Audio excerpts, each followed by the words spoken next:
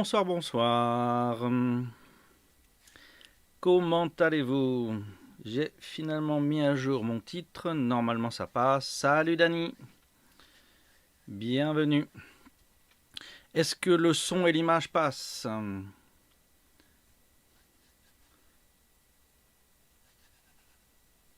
Moi, ça va bien, de mon côté. Si l'image et le son sont bons, ça va encore mieux. Oui, monsieur. Ok, alors c'est parfait. On va donner 2-3 minutes encore pour les gens qui pourraient arriver après la notif. Faudra que je regarde le replay de Nomikai parce que je voulais voir leur sujet ce soir. C'est dommage que je stream en même temps qu'eux. Je voulais voir leur sujet sur les profs. Hello Victor.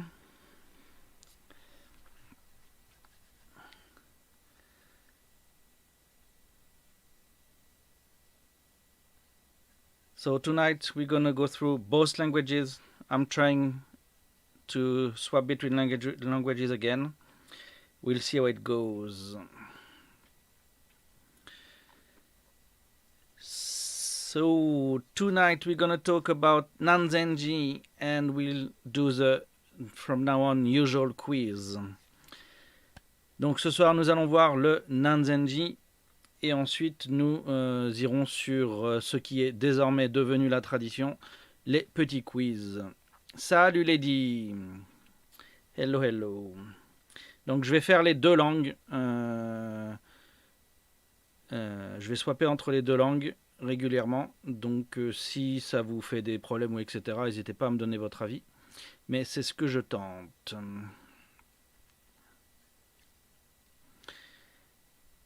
Donc ce soir, nous allons commencer par aller au Nanzenji, qui est donc un temple sur Kyoto.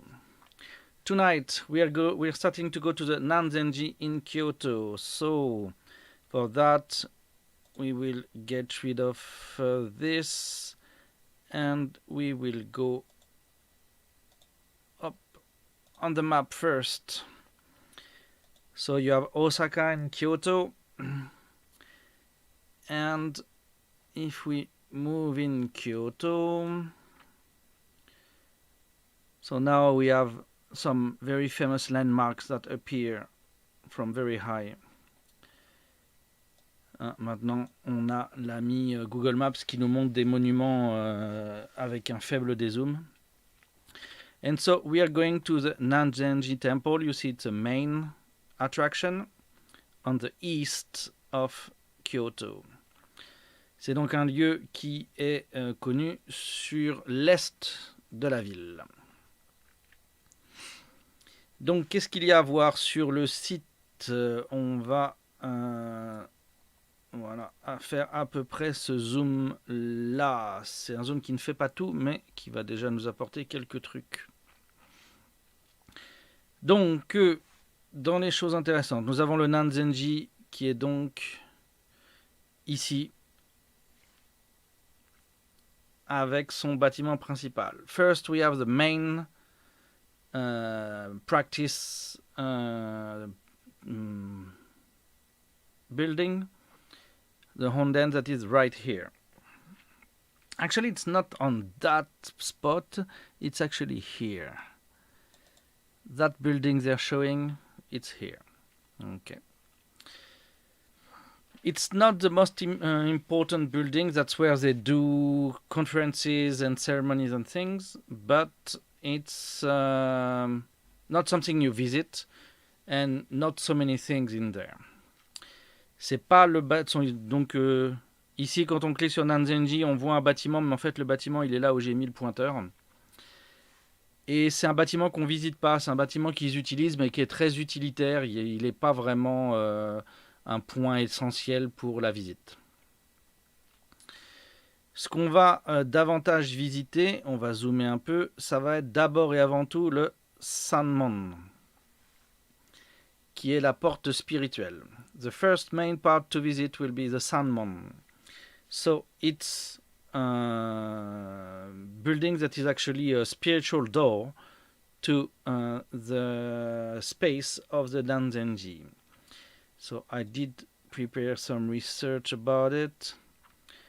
So the thing looks like this. It's basically on your door.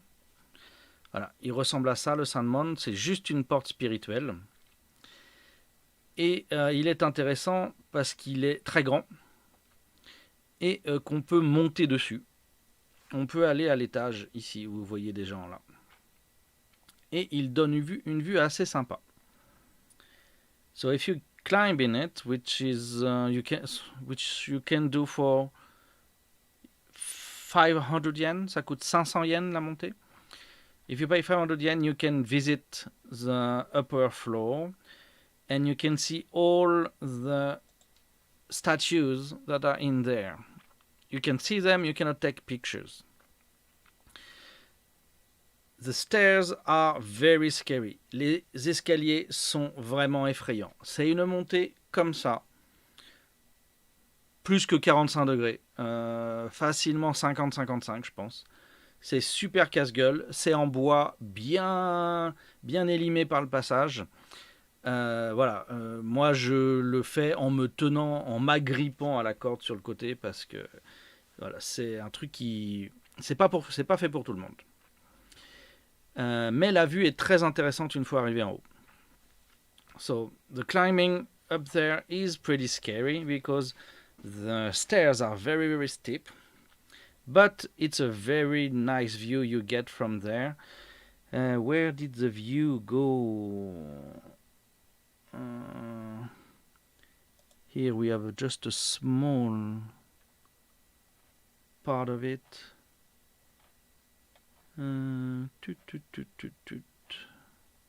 I might have to do another search. Sanmon view. Yeah, here we are. This is the view you get from the top, from the floor of the Sanmon Gate. Ça, c'est la vue que vous avez quand vous montez à l'étage. C'est la vue vers la ville. Donc sur le détail, là, comme c'est une petite image, on voit pas grand-chose. Mais ça donne une vue très lointaine sur la ville. On voit pas beaucoup de monuments vraiment intéressants comme ça du haut de la ville, mais on voit effectivement toute la ville. Mieux que au Kiyomizu-dera, qui est pourtant réputé pour ça. Parce que le Kiyomizu-dera, il est beaucoup plus au sud et donc il est un peu déporté par rapport au centre-ville. Normalement, quelque part ici, on voit le très grand torii rouge du centre de Kyoto, à côté des musées. Donc voilà, ça peut quand même faire une vue très très sympa. Puis si on est en automne, principalement, on va avoir une très belle vue avec les érables rouges. Sur le printemps, un peu moins. So the view will be like this. It's particularly nice in the fall. Spring could be okay, but next to it there are not that many sakura trees. You can see very few monuments from here. You have a big torii close to the museums in the middle of the image usually. Yeah, it's a great view. You can really enjoy it. So yeah, I really recommend to climb up. It's I think the most interesting thing to do in Nanzenji, basically. That's my favorite attraction. And the statues inside are just great. You have different divinities. You have Shogun, you have Ieyasu Tokugawa in there. The ceiling is painted. It's a really nice view. You cannot take any picture of the inside, but really, really, it's pretty cool. What we can do is, I can actually look, they might have official pictures. Sanmon inside. Yeah, here we go. This is the view you get inside. It's Pinterest. I cannot improve the picture. I don't know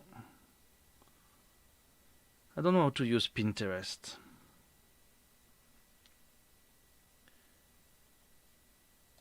But you see, this is a very, very good indoor. There are lots of things. It's a very nice thing to see. So inside the building, outside the building is a great view. The building itself, all in wood, is pretty impressive. You get scared, so you get a climax on the stairs because they are very scary. So it's the best experience of that place, basically. The rest is not bad, but that's my favorite one. So the first attraction will be the Salmon Gate. Oh, there is one thing about the Salmon Gate is that if I get this one, for example, nope. Can I have a nice view of it? There is a big, here we can see it. There is a big piece of wood, doing the bottom of the door. That's a place you should not sit or step on because it is spiritual frontier that protects the space from evil spirits, basically. And if you touch it, you make a gate for them to enter. So you should not touch this piece of wood. Not sit on it for a lunch, for a picnic or whatever. It is important to not touch it. You can go over it, no issues, but you should not touch it intentionally. So of course, if it's a bit too big, that's all right, but then go around. But you should not touch it. In some places, they will get very angry at you if you do something inconsiderate like this. In this place, it won't happen, but, better safe than sorry.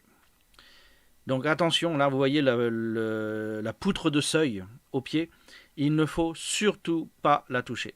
Il faut l'enjamber, mais on ne s'assoit pas dessus, on ne pose pas d'affaires dessus, on ne fait rien. No, they will call an exorcist. I have seen in smaller temple, someone did sit on it, and they did make a ceremony to re-purify it. So, there is a belief, so you don't know where it is hardly considered and where it is really enforced, so you better never do that.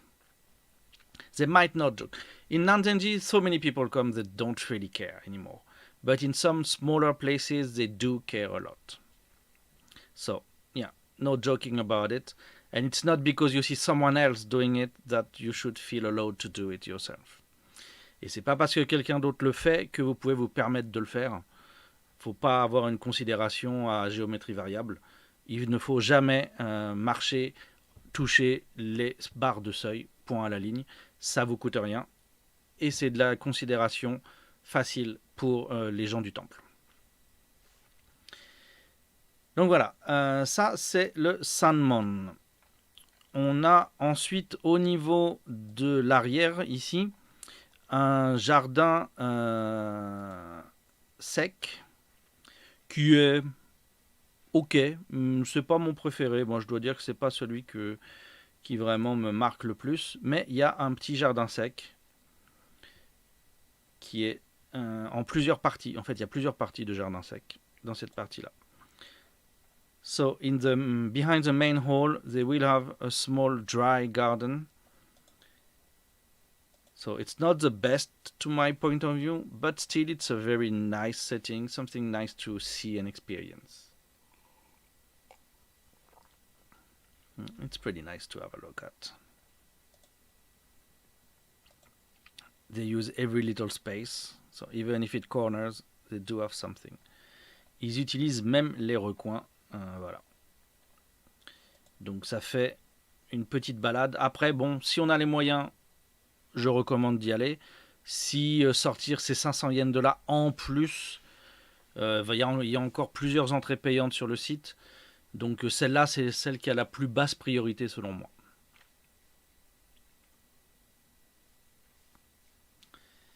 Mais c'est un petit jardin sec tout à fait correct. Mais voilà, correct. Ensuite, sur ce site, on va avoir le Tenjuhan. Non, non, il n'y a pas de H. Tenjuhan, voilà. Euh, qui, en fait, selon les époques, les travaux, les saisons, etc., est plus ou moins cool. Voilà, des fois, quand on le visite au bon moment, avec la bonne lumière, on a des belles images comme ça. Si on arrive à cadrer, voilà, faut aussi être un peu doué pour la photo, quoi. So the Tenjuan is a nice place. It requires more skill of, picture taking because it's kind of narrow and around corners. If you can get inside for some events, especially in the fall, it looks pretty nice. Si vous pouvez avoir des événements d'automne à l'intérieur, ne serait-ce que prendre un thé, ils ont des illuminations qui rendent le truc assez valable, quoi. Là, cette vue-là, vous l'aurez pas pendant la visite, il me semble. Mais il y a des petites vues qui valent le coup pour la photo souvenir. Ça, c'est à la limite de ce que vous pouvez faire, je pense. Parce que ça se prend à partir du pont qui est là. Yes, the fall in Japan can have very, very good colors. If you come for the Momiji, so the red maple trees, it's just great. They do have different moods, so it's a nice experience. So this one I put third out of the 4 visits. Number 1 is a Sanmon. The dry garden of the main place would be 4th, and this would be 3rd.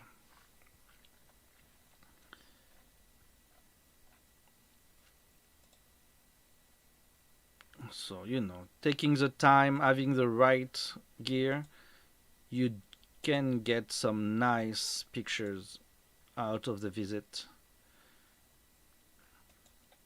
You should be set for quite a few wallpapers that will remind you of our trip. Voilà, avec un bon appareil, un bon œil, de la pratique, on peut avoir des photos qui feront de jolis souvenirs et des beaux fonds d'écran. Donc voilà, ça c'est le Tenjuan, qui est donc le numéro 3 selon moi pour les lieux payants du site. Après, ma recommandation qui vient en numéro 2 après le Sandman, parce que le Sandman y a la vue, c'est un jardin sec qui est au Konshin. Donc, point de vue de l'accès, il est un peu séparé des autres, donc il y a peu de monde parce qu'il n'est pas tout à fait dans le chemin. Alors, ce que je vais faire, c'est que je vais vous montrer un peu comment ça se présente. On devrait être bon en mettant le bonhomme ici.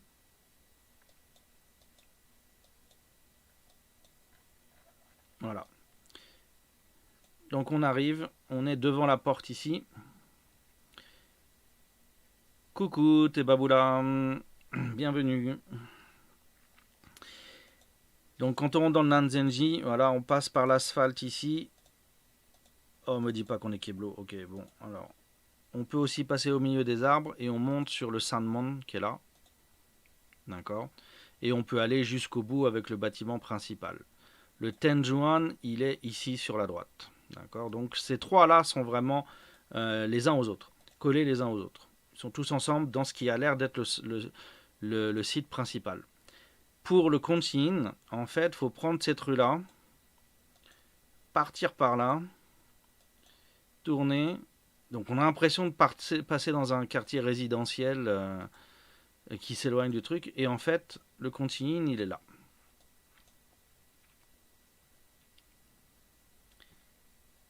Et le Konshin, à l'intérieur, moi je le trouve vachement mieux.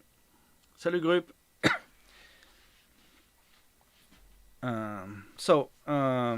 Going the way I showed you, where you have at the first point you have the 3 spots close together, and this one is quite remote, so you need to go the way I showed. And why do I like this one? This is a very nice dry garden. I love this picture. It's almost a miniature picture in the look. The tilt is worked almost to make it miniature, and I just love it. It's an easy picture to do over there. You get this kind of views. On a le jardin sec comme ça.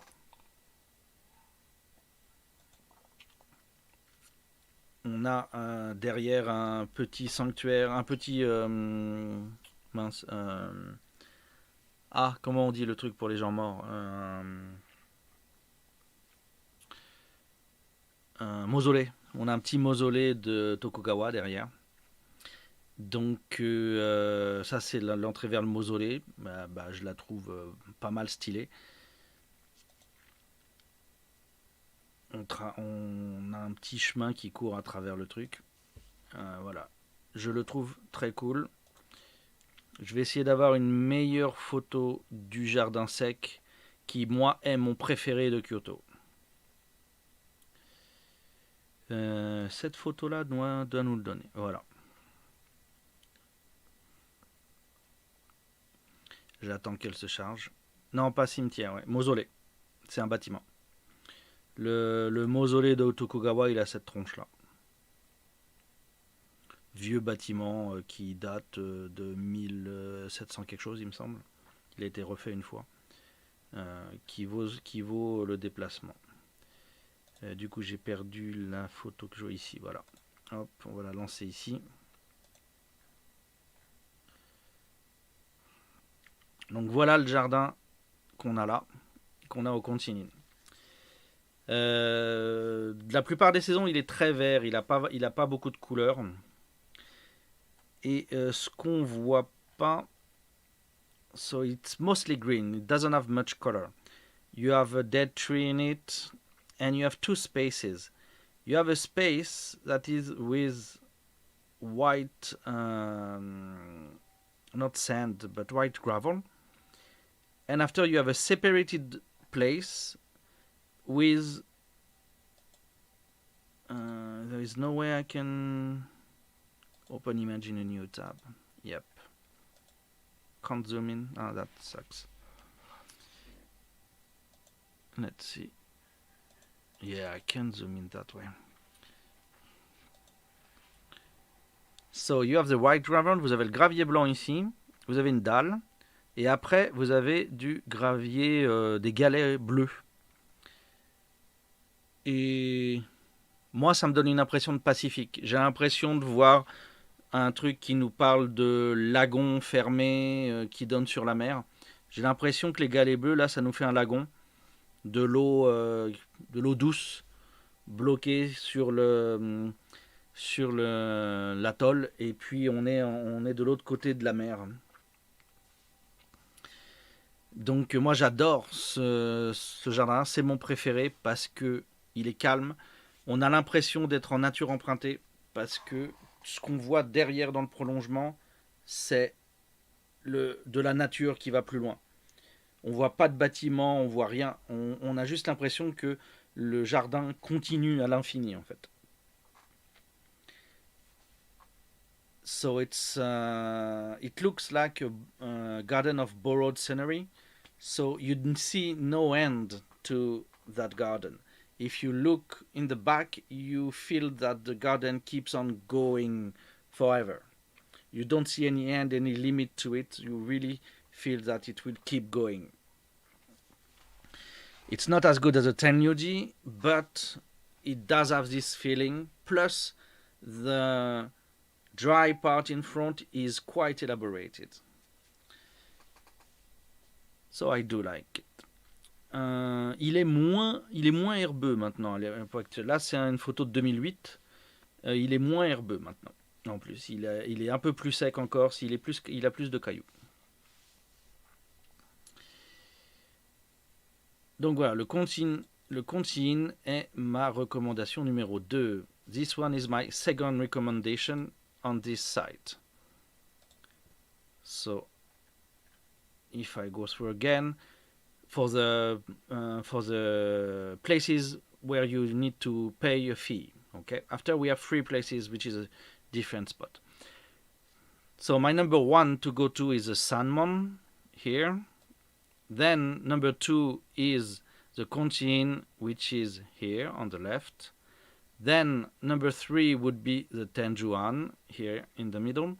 And then the last one would be the Zen garden of the main building of Nanzenji, which is here. So those are the sites, the buildings for the Buddhist site of it. Ça, c'est les parties qui sont monuments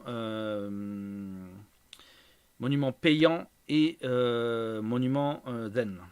On peut ajouter un autre qui est le Nanzenin, qui est pas dégueu non plus.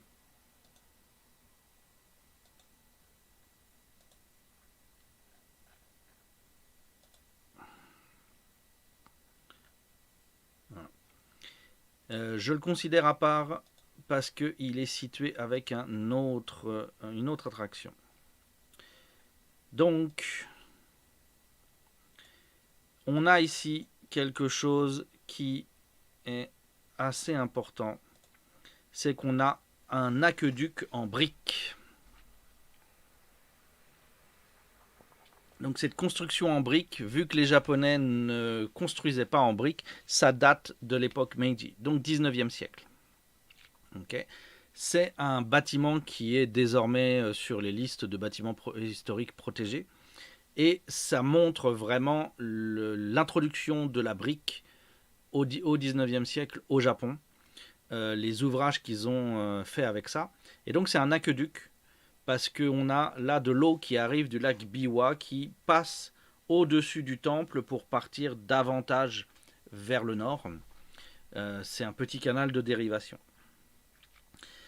qui a été construit donc au 19e et on se retrouve avec une structure qui survit, qui est typique de l'époque et qui est rare au Japon parce qu'un certain nombre n'ont pas résisté ou étaient trop importantes pour qu'on les laisse en briques. Donc ça a changé. Oui, il est toujours debout, c'est ça, voilà, c'est aussi pour ça qu'on le protège, vu qu'il a résisté naturellement. Le site est très sympa, on le voit très souvent dans les dramas. You see it on TV quite often for dramas, because it does have the romantic, alignment of openings here. You do see it quite often.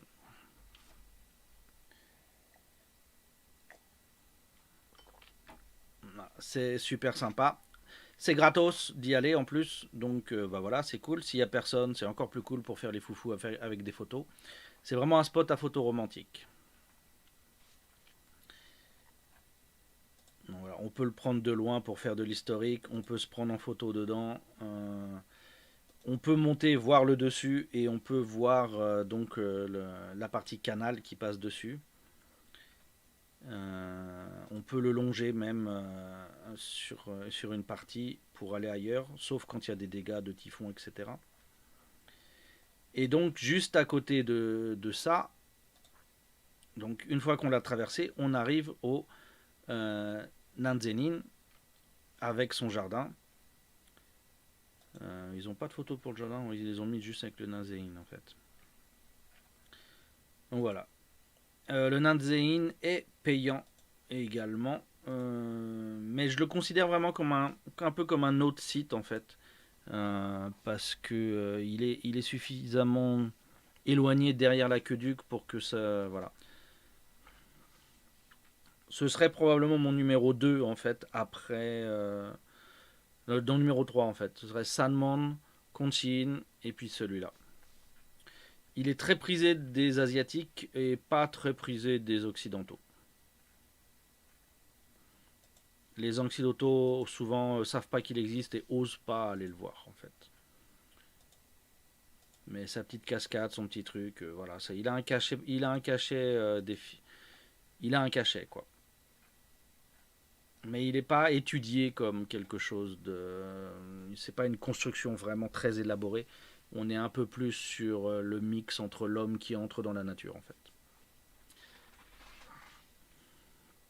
So I do consider those two as a set. The Nanzen Inn is nicely seen with the Sui Lokaku water bridge.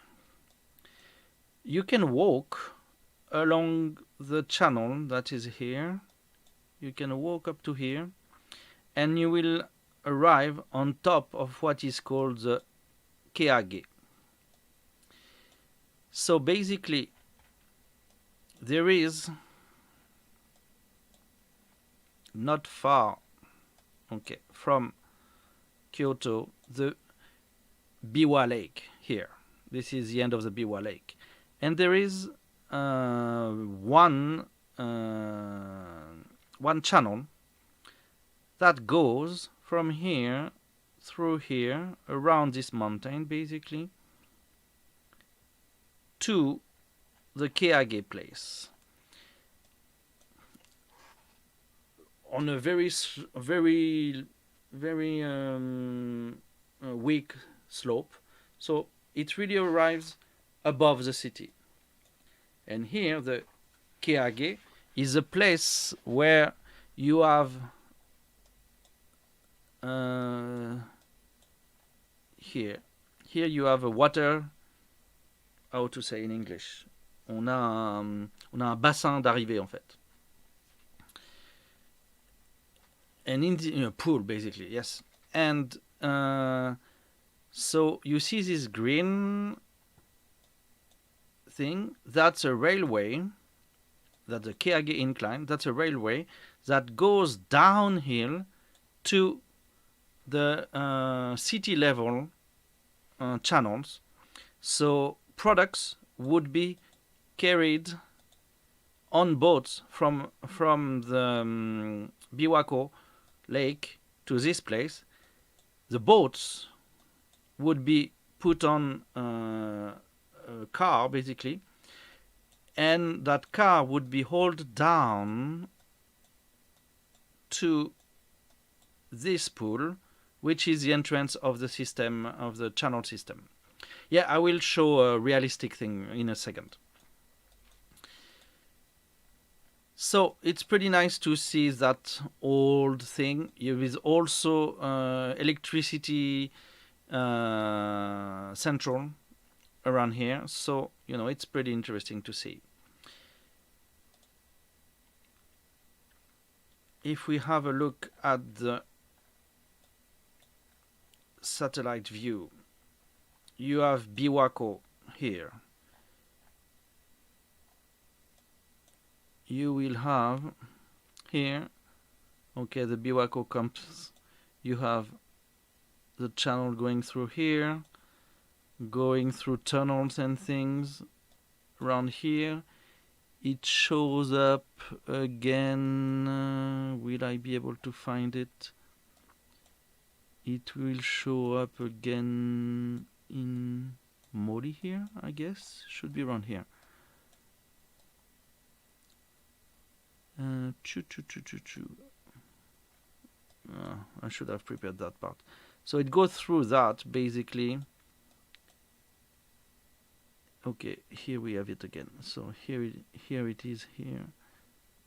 It comes out here. On this side here, okay. Here, it goes under here. And then here I lost it. So anyways, it goes through here and ends up on top of the Nanzenji.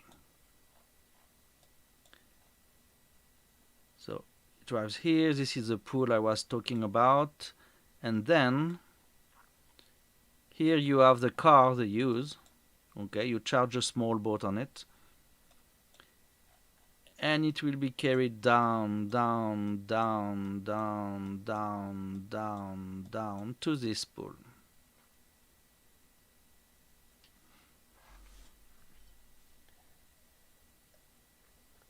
So historically, it's interesting. Okay, it's interesting thing to see. All the basement of the Keage, of the incline, is made of bricks as well, so it's pretty interesting. But there is one more thing that is interesting about the Keage.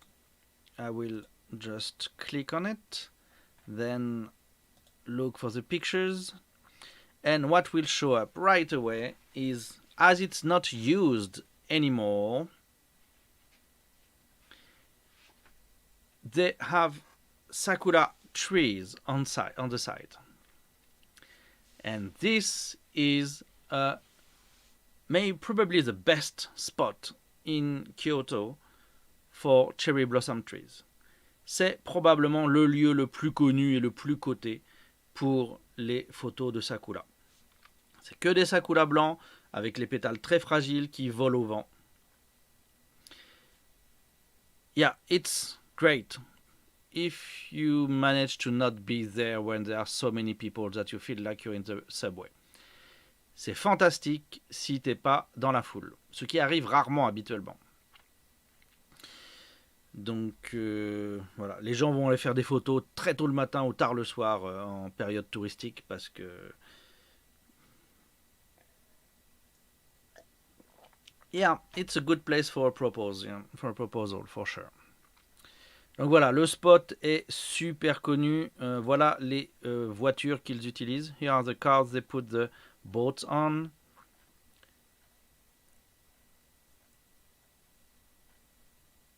The different things they have. So when they put the boats on it, it looks like this.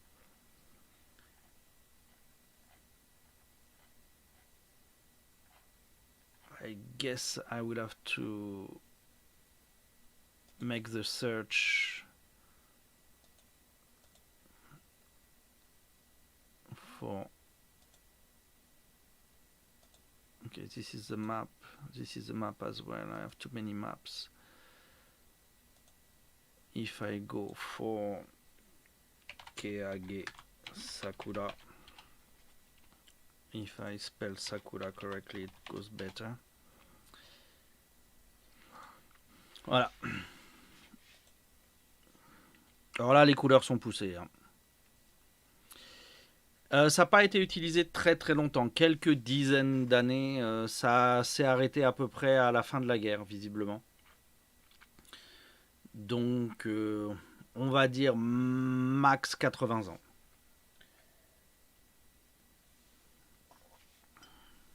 Mais même 80 ans, j'y crois pas trop en fait.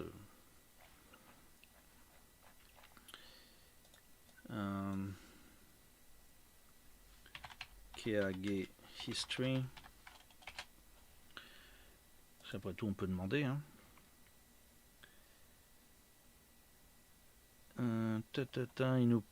C'est un site qui est aussi utilisé pour la centrale électrique. Donc,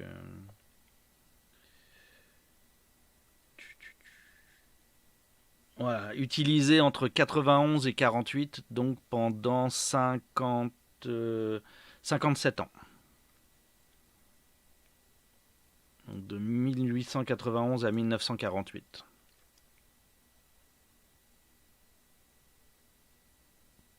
Et après ça, la route allait vachement plus vite, avec plus de volume.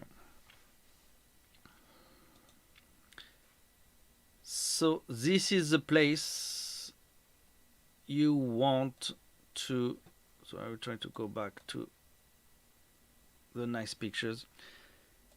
If you come for the spring in Kyoto, that's the place where you want to go.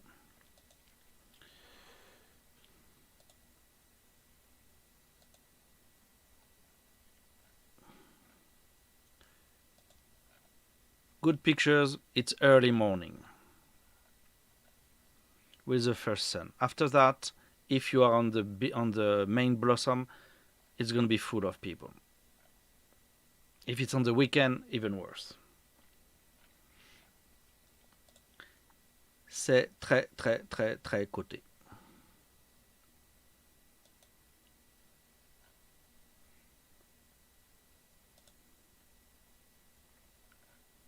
Voilà, l'ambiance c'est plutôt ça en fait. Voilà, j'ai trouvé ce que je voulais. Voilà, ça ressemble à ça l'ambiance. Ça c'est 2019.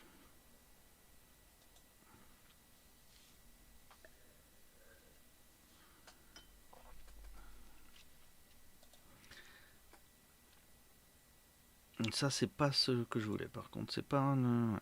Ça, c'est le Keage, c'est sûr. So this is 2019. So you see, nowadays it's very crowded. The very empty, it's really, if you're lucky, very early in the morning. Basically be with the sunrise. Pretty much it. This one as well, yeah. Last time I went, it was like this. La dernière fois que j'y suis allé, c'était comme ça. J'ai dû y aller en 2018. Mars 2018, je pense que je l'ai fait la dernière fois.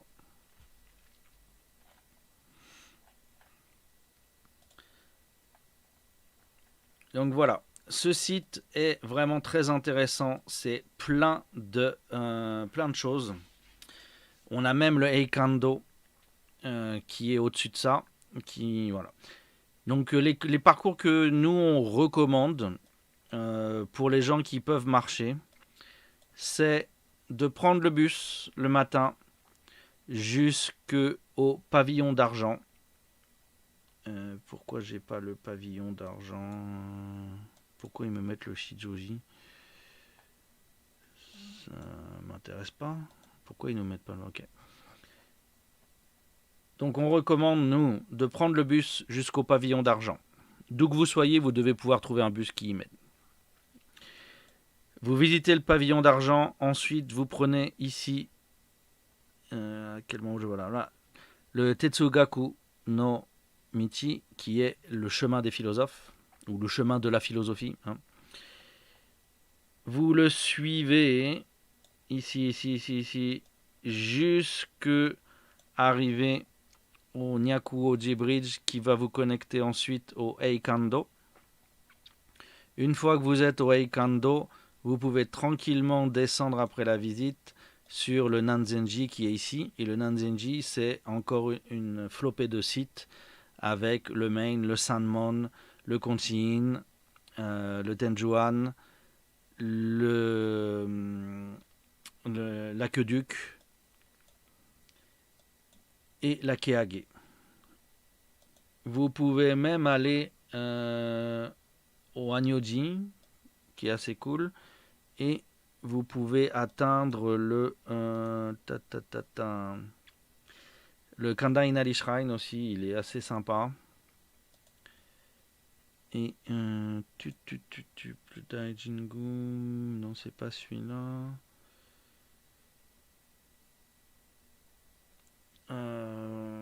Voilà, dans l'Imukai Daijingu, ils ont une petite caverne aussi qui a un rite Shinto qui est assez intéressant.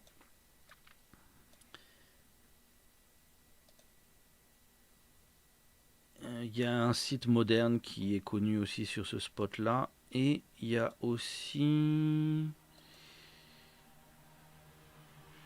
Est-ce que c'est celui-là? Non, c'est pas celui-là. Il y a aussi un temple dans le coin qui est... Est-ce que c'est celui-là? Est-ce que c'est... Ouais, c'est le Issei Jingu. Voilà. Le Issei Jingu,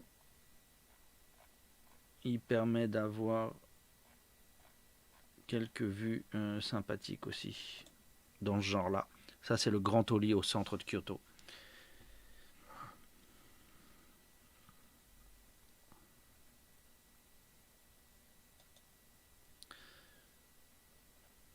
C'est donc voilà ma petite recommandation pour une visite sur Kyoto centrée sur le Nanzenji. Voilà. Salut Red. Est-ce que vous avez des questions? So, does anybody have questions about this? Now that I have closed the window as a stupid person I am. Do you have any question about it? Est-ce qu'il y a la moindre chose que vous souhaitez demander à ce sujet?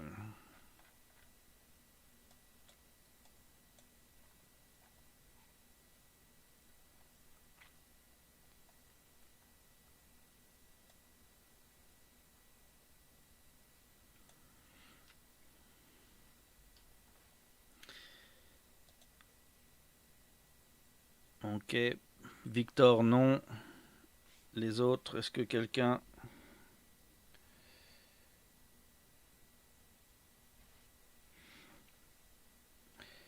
Non, tu peux faire le trajet du sud vers le nord. Nous, on le recommande pas pour simplement un aspect technique, c'est qu'en fait, l'accès au nord, au pavillon d'argent, il se fait par bus. Tandis que le sud, la partie sud, à côté du Nanzenji, tu as le métro qui arrive. Donc, selon nous, c'est quand même plus agréable de monter en bus, de faire ta marche, de faire toutes les visites, et ensuite tu prends le métro tranquille pour rentrer. C'est plus facile et moins chiant que d'aller choper un bus. Donc voilà, c'est pour ça qu'on conseille dans cet ordre-là. Mais l'inverse est tout à fait possible également. Oui. Avec aussi une autre limite, si tu mets le pavillon d'argent à la fin, le problème c'est que le pavillon d'argent il va fermer à 4 heures, 5 heures éventuellement s'il y a des événements. Donc si tu te presses pas assez, tu vas être pris par le temps. Salut Miss Noon. Par contre, au sud, même si tu arrives tard, l'aqueduc il est toujours ouvert. La Keage, la voie inclinée, elle est toujours ouverte.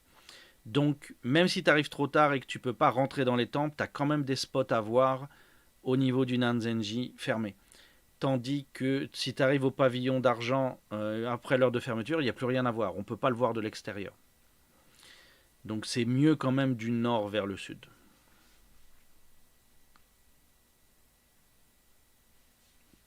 On est sur des arguments objectifs pour nous.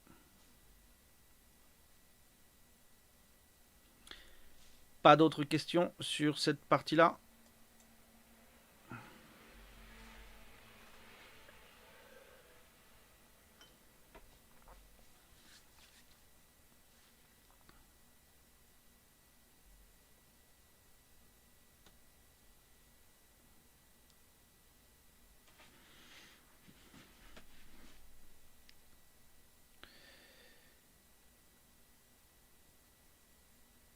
Alors, si il n'y a plus de questions sur cette partie du Nanzenji, on va passer à la petite partie quiz, qui m'amuse bien, donc c'est désormais standard. Alors, on va aujourd'hui, je me suis un peu lâché sur les sujets un petit peu techniques. Mais bon, ça devrait quand même amener des conversations intéressantes. Alors, on est parti, on va préparer donc la première question. On va parler de la population japonaise un petit peu. Moi, j'espère que Red va vous mettre la tôle comme la dernière fois. C'était marrant à regarder. Vous étiez en train de courir dans tous les coins avec des cris apeurés. Non, non, Red!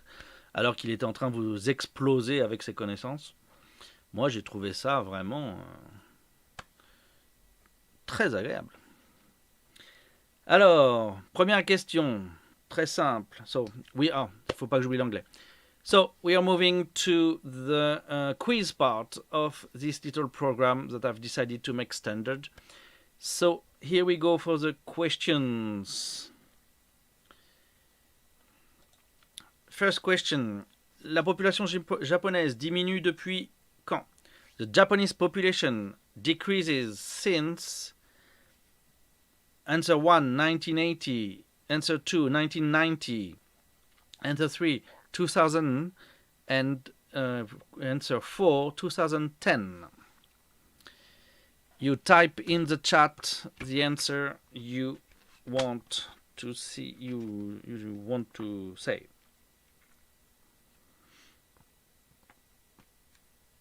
And I need to get on my data in the same time. In the meantime,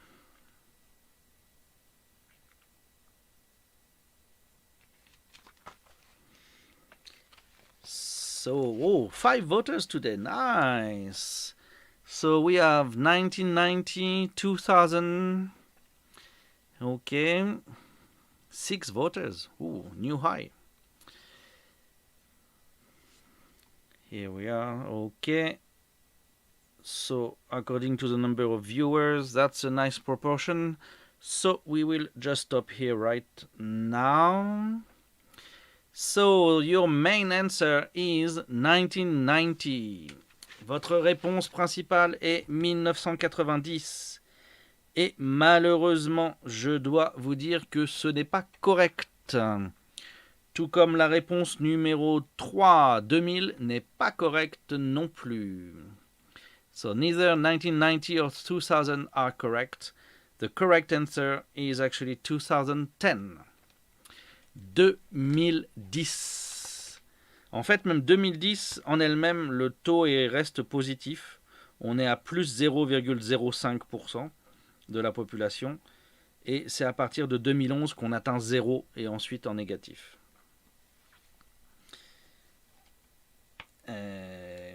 Et donc, voilà. Depuis, ça varie entre moins 0,15 et moins 0,2% par an. Voilà. Donc, malheureusement, pourquoi ? Parce que la population ne se renouvelle pas. Il n'y a pas suffisamment de naissances. En fait, c'était simplement que on a une pyramide des âges qui s'inverse. Donc, ils étaient à un rythme fort et puis petit à petit, le rythme s'est aplati et maintenant, ils sont en cône inversée. Et donc, les Japonais ne veulent pas faire d'enfants. Ça coûte trop cher, les mômes. Hein. Donc, voilà. Et puis pour les femmes, c'est un problème de carrière, etc. Donc on n'arrive pas à atteindre les 2,1 enfants par femme. Ils en font moins. Les gens vont se contenter d'un souvent pour beaucoup de choses. Moi, ce que je vois dans la vie de tous les jours, c'est vraiment les extrêmes. On va passer de 1 à 3, 4, 5. Ça dépend, ça. Le coût à l'année par enfant, ça va dépendre du niveau de l'enfant, ça va dépendre si on le met dans le public, dans le privé. Voilà. Le problème, c'est en fait les parents arrivistes. Les parents qui veulent à tout prix assurer le succès de leur enfant vont vouloir le mettre dans les cours privés, dans les institutions privées, etc. Et tout de suite, ça taxe. On va parler en dizaines de milliers d'euros par an. Hein. Le chiffre que je peux vous donner, quoi ? Un enfant en maternelle privée, on est à 400 euros par mois. Ensuite, pour le lycée est toujours payant, qu'il soit public ou privé. Le lycée, c'est pas l'enseignement obligatoire, donc il est toujours payant. Ça traîne à 2000 euros par an pour les moins chers. Ouais, 200 000 yens, donc ouais. 2000 euros par an en gros, pour les lycées publics qui sont quasi gratuits en fait. Et ça se multiplie pour les lycées privés.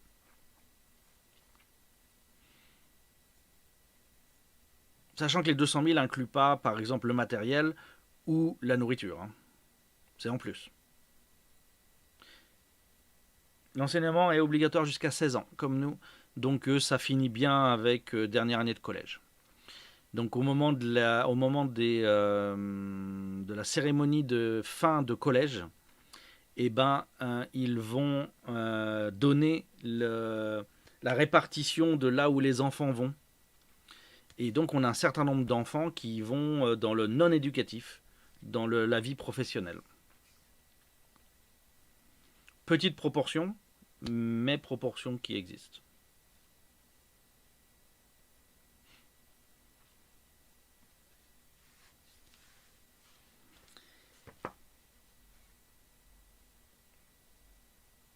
Ok, alors ensuite, on va...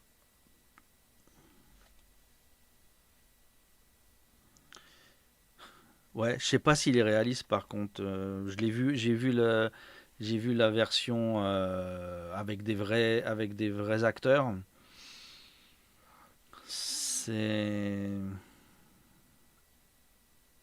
je sais pas. Après, l'école, elle est extrêmement souvent dépeinte dans les mangas et dans les animés, hein, depuis toujours. C'est le lycée, c'est le moment idéal de vie pour les Japonais. Nous, c'est plutôt la fac, parce qu'on est finalement adulte et on peut faire plus de choses.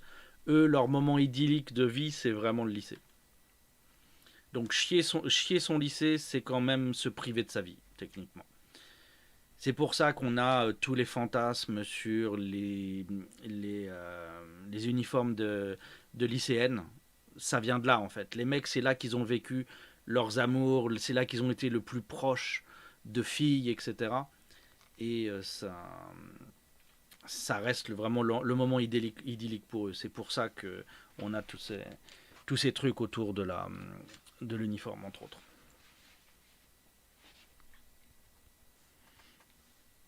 Les meilleurs amis des Japonais sont des amis de lycée, pas de fac. Les gens de fac sont juste derrière. Mais ouais. En gros, les vieux amis, ça va être les amis de lycée. Ensuite, deuxième catégorie, ça va être les collègues, les amis collège, primaire. Et puis ensuite, les amis de fac. Les amis de fac, c'est parmi les moins importants, en fait. Alors que ça devrait être important, ne serait-ce que pour le réseautage, etc. C'est quand même très étrange.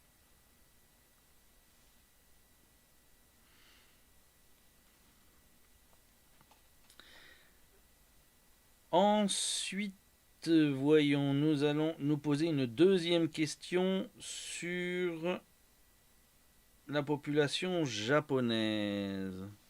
Du coup, je comprends l'importance de casquer pour tenter d'offrir le max de choix à un gamin au lycée.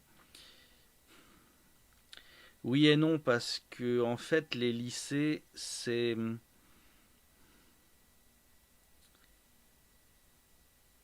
il y a comment dire, il y a pas de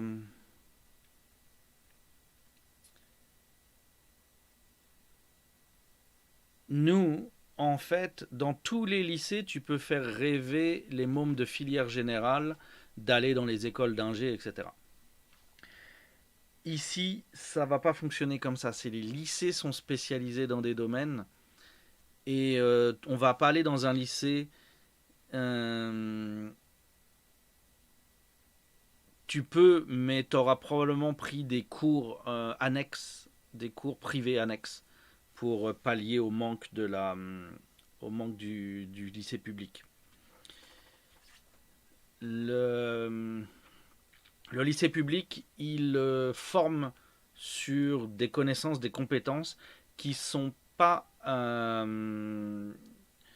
qui correspondent pas à ce qui est demandé pour entrer à la fac en fait. Donc ce qui va se passer, c'est que pendant la dernière année de lycée principalement, on va bûcher exactement ce qui est demandé par l'examen de la fac qu'on va choisir. Donc on va vraiment on va vraiment se dire, on va se pencher sur, les profs vont aider à savoir quel genre de fac on pourrait arriver à toper. Et ensuite, on va trouver des moyens payants la plupart du temps, hein, plus ou moins chers, pour se préparer spécifiquement à l'examen de cette université-là. Le lycée va pas du tout permettre de se préparer à l'entrée à la fac en fait. Il faut un entraînement spécifique qu'on va avoir à côté parce qu'il sera force à côté, il sera mieux fait que à la fac, que au lycée en fait.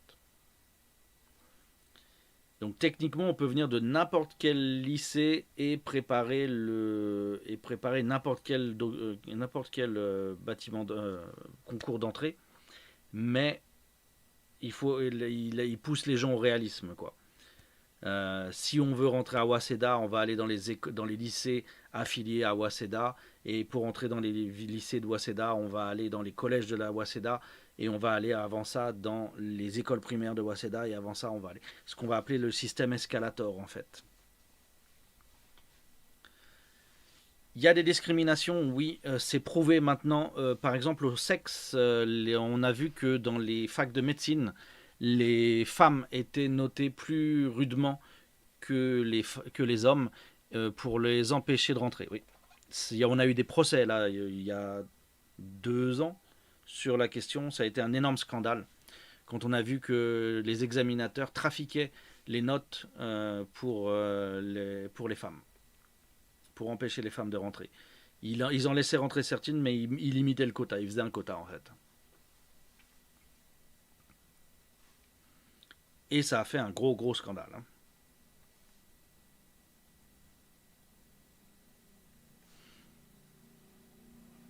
Oui, oui, hein, c'est ici quand on a du conservatisme, le conservatisme, il est bien, bien tenu. Discrimination ethnique sur les métis, pas que je sache. Je plaide juste l'ignorance. Discrimination à la classe, à l'origine sociale, bah oui, dans la mesure où les services payants pour les entrées sont largement plus efficaces pour réussir le concours. Et comme c'est un concours, bah, si tu as ta place, ça veut dire que quelqu'un d'autre l'a pas. Donc les riches, oui, rentrent plus facilement dans les universités que les pauvres, parce qu'ils peuvent se payer le service de préparation.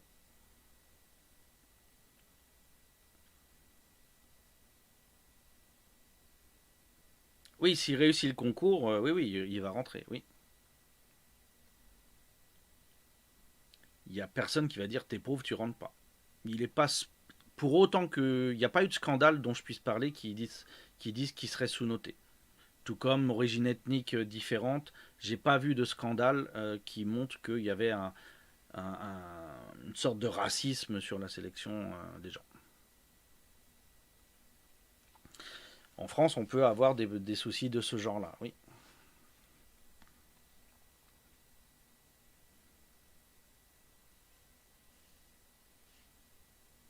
Par exemple, oui. Au Japon, non. C'est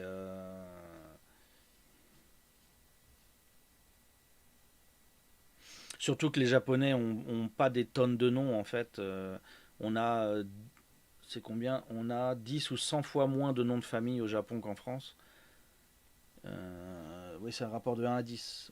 Au Japon, on a 180 000 noms de famille différents, tandis qu'en France, on a 1 800 000 noms de famille différents. Donc voilà, il y a beaucoup plus de monde de toute catégorie qui a le même nom de famille.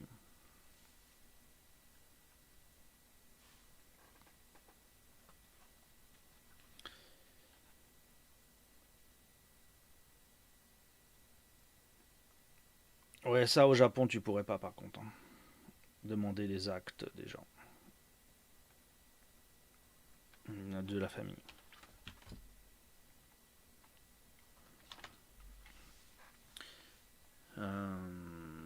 Par contre, il y aura mention de ton lycée, mais comme le lycée est pas par zone, pour une partie des lycées, tu vas au lycée qui est dans ta zone en fait. Donc si tu habites dans un mauvais quartier, tu vas dans un lycée qui est réputé être le lycée des gens de mauvais quartier. Alors qu'au Japon, tu vas dans un lycée pour d'autres critères en fait. Donc les enfants vont souvent très loin au lycée. C'est très habituel. Donc on ne peut pas discriminer vraiment sur la même chose. On va discriminer davantage sur la qualité du lycée éventuellement, mais pas sur le fait qu'il est dans une cité et donc blablabla. C'est plus complexe pour le Japon quand même.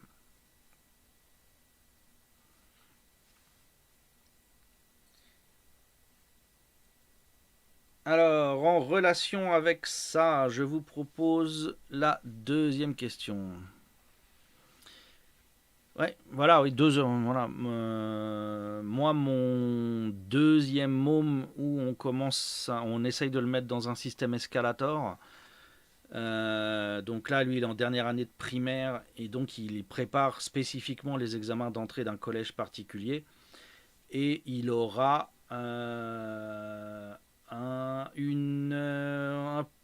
presque 1 heure et demie de transport pour aller au collège.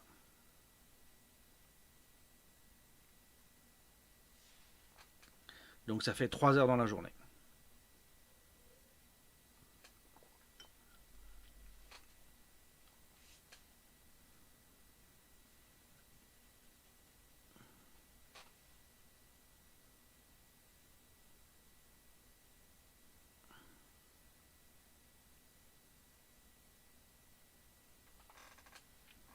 Oui, il y a même la compagnie de train qui s'est pas arrêtée parce que la dernière fille du village faisait sa scolarité, oui, bien sûr. À Hokkaido, l'histoire est connue. Finie depuis longtemps, mais connue, oui. Alors, je vous propose une deuxième question. Malgré la baisse de la population, le nombre de foyers augmente toujours. Despite the decrease in the population, the number of households, not hills but halls, is still increasing. Est-ce que c'est vrai ou faux?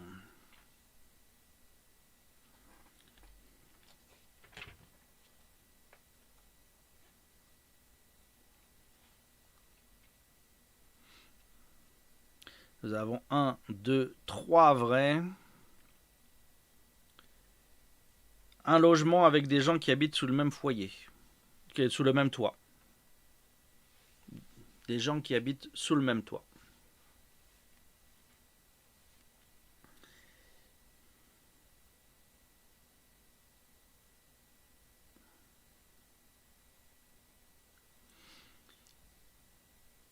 Donc, salut Amphis Baenas.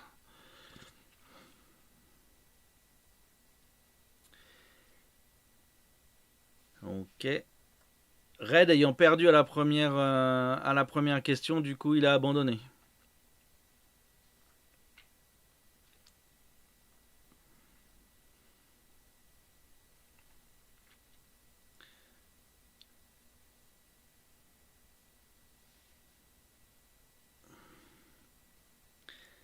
Alors, par rapport au nombre de personnes, je crois que on est bien là. Oups, que je remette mon truc.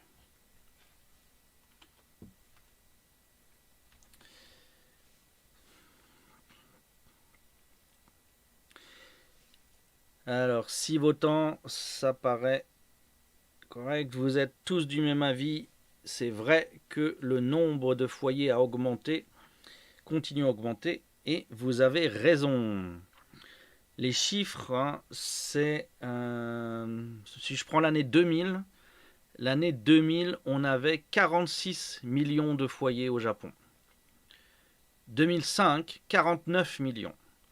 2010, 51 millions. Et 2015, 53 millions. Donc on est sur une augmentation constante d'environ 2 millions tous les 5 ans de foyers supplémentaires. Donc ça veut dire que le nombre de célibataires vivant seuls augmente. Ouais, même moins que 130, plutôt 124, 125 hein, désormais. Hein. Donc ça nous amène à un foyer pour deux personnes par foyer à peu près, un peu plus de 2 personnes par foyer. Donc ça nous fait quand même une proportion qui est vraiment très faible, 2 personnes par foyer.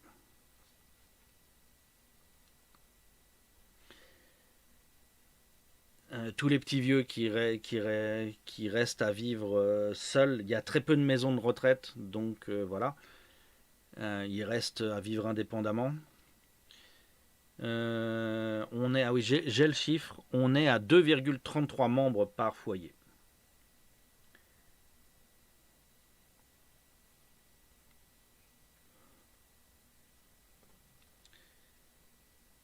Et donc sur 2015, ils mettent la population à 127 millions. Ouais.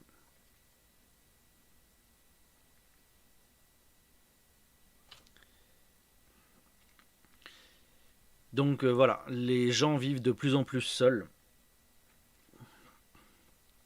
Et ça se voit ici. Alors je vais vous mettre une autre question qui va pousser les considérations sur le logement. Justement, je vais jumper sur une autre question sur le logement que j'avais mis plus tard. Voilà, je vais vous mettre celle-là qui va nous apporter un éclairage intéressant. La question suivante, c'est en moyenne en 2018, quelle part de son revenu un foyer de 2 personnes ou plus, donc là les 53 millions dont on vient de parler, d'accord, quelle part de son revenu un foyer de 2 personnes ou plus dépense pour le logement?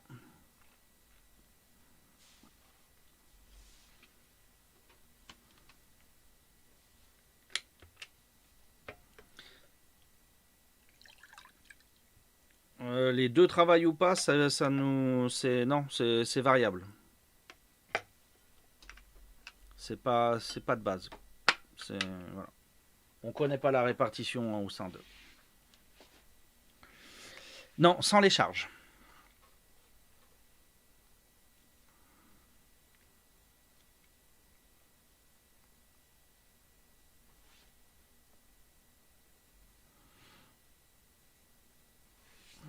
Alors par contre, que je retourne à ma feuille parce que... Où est-ce que c'était?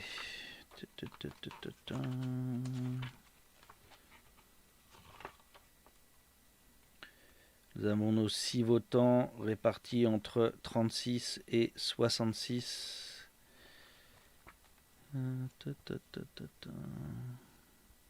ça, là, faut que je repasse par le... Où est-ce que c'est?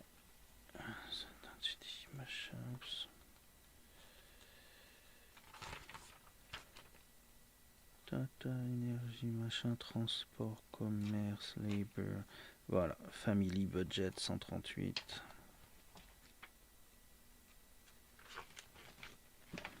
Hop. Tout ça, ce sont des statistiques publiées par l'État. Hein. J'utilise toujours mon petit fascicule officiel de l'INSEE japonais. Donc, trop de choses dans ma vie là, je me loupe, voilà. Nous avons nos 6 votes, pas d'option, donc on va clôturer ça. Donc, 66% d'entre vous ont dit 36% et un tiers d'entre vous ont dit 66%. La bonne réponse, c'est 6%.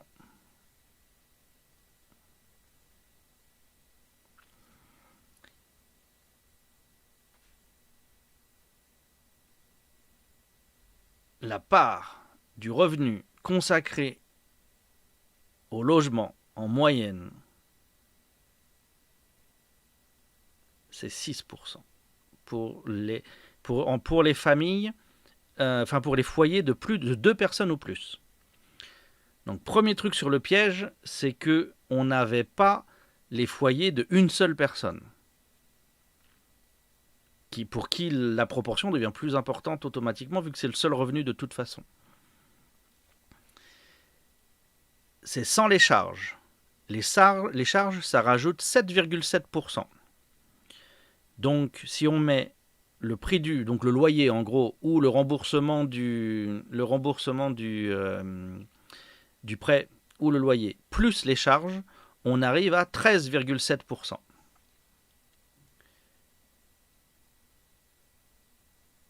C'est tellement peu, oui. Parce qu'en fait, on a énormément de vieux dans la population japonaise. Et les vieux, ils habitent dans des bâtiments qui sont déjà totalement payés. Ils sont propriétaires de longue date et donc ils sortent 0 thune pour la possession du bien. Ils ont remboursé les prêts et c'est fini. Cette proportion-là des vieux bâtiments et tout, elle est énorme au Japon. Et donc, ça fait baisser largement la moyenne.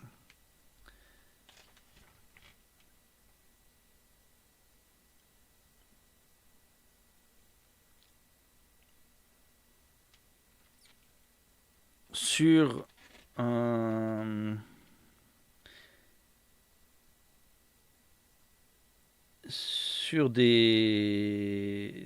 sur la totalité des foyers, on doit avoir des 40 ou des 50% pour les gens seuls et ce genre de choses. Mais comme ce sont les gens plus jeunes, ils sont beaucoup moins nombreux que les vieux pour qui ça coûte que dalle. Non, tu veux pas être héritier de ces gens-là parce que d'une déjà toi tu auras besoin de payer pour la maison et de deux la maison elle sera pourrave. Mais alors de pourrave de chez pourrave. Les petits vieux ici, leurs maisons sont tellement pourries qu'on a eu des périodes où, pendant l'hiver, ils faisaient exprès de voler dans les magasins pour se faire arrêter par la police pour pouvoir passer l'hiver au chaud.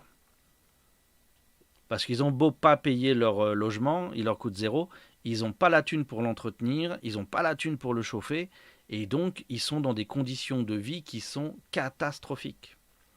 On est dans un délabrement complet, ils n'ont pas l'argent pour entretenir, les maisons elles sont bouffées par les termites et tout, c'est de la folie. Oui, il y a une taxe sur les héritages.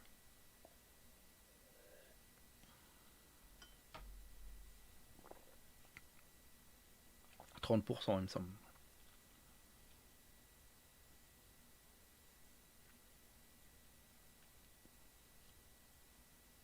Donc quand c'est une maison invendable, mais que tu as la valeur du terrain, donc il faudra que tu payes pour détruire la maison, pour vendre le terrain nu, tu veux pas hériter.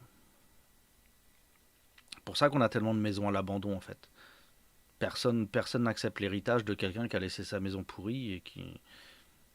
C'est pas intéressant. 30% pour un vivarium de termites, c'est une affaire. Ouais. Ça doit être ça, oui. On peut voir les choses comme ça. Une occasion formidable. Donc voilà, moi quand j'ai trouvé cette info, j'étais sur le cul, quoi.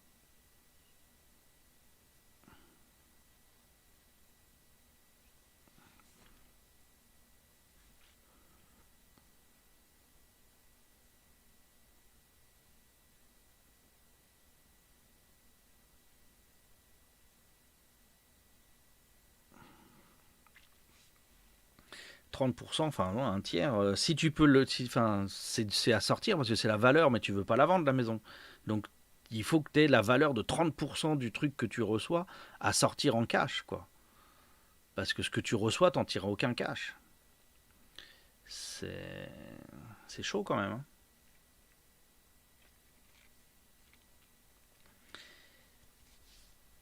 Alors ensuite, autre sujet que j'ai voulu aborder, c'était sur la population encore un peu.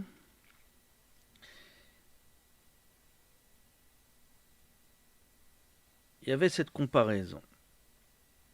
Tiens, sur celle-là, je m'étais même pas emmerdé à mettre l'anglais. J'avais prévu le coup. La part de la population entre 15 et 64 ans au Japon est comparable à celle de la France. Vrai ou faux?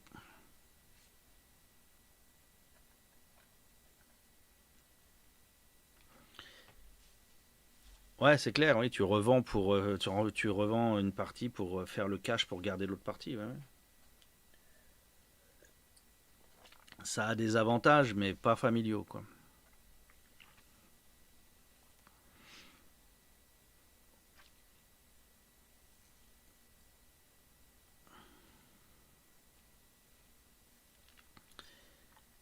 Donc, la part de la population entre 15 et 64 ans au Japon est comparable à celle de la France.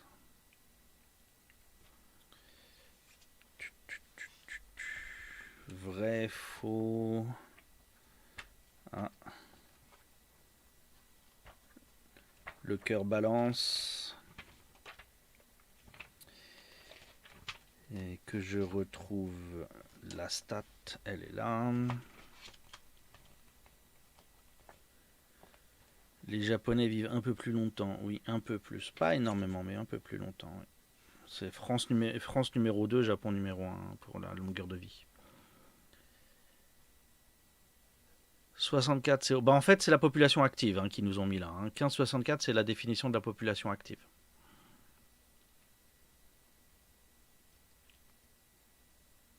En âge de travailler. Pas la... En âge de travailler.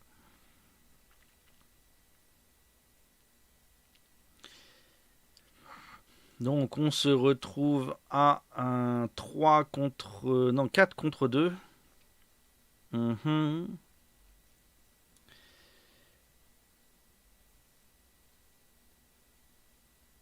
Faut monter un business de maison de retraite. Ouais, mais les Japonais, la génération qui part à la retraite actuellement a pas assez de thunes pour partir en fait, en maison de retraite. C'est ça le problème.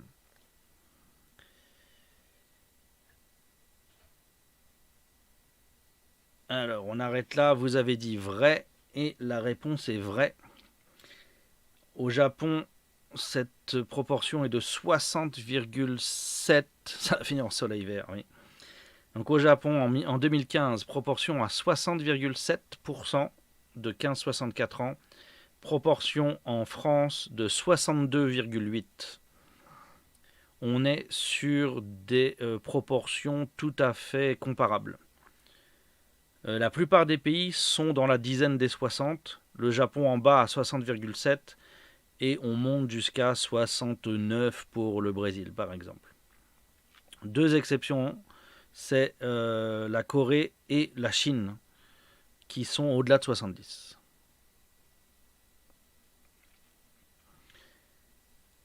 Donc, ce qui veut dire que en fait, la différence ne va pas se faire au niveau de la population active, de la proportion de population active, mais en fait, les moins de 14 ans comparés aux plus de 64. Et donc, le Japon est à 12,6 pour les moins de 14, alors que la France est à 18,3. Donc là, on a une différence de 6% quand même, ça devient plus important, de 6 points. Et sur les plus de 65 ans, eh ben on a l'inverse, du coup la compensation, 26% du côté du Japon contre seulement 18% pour la France.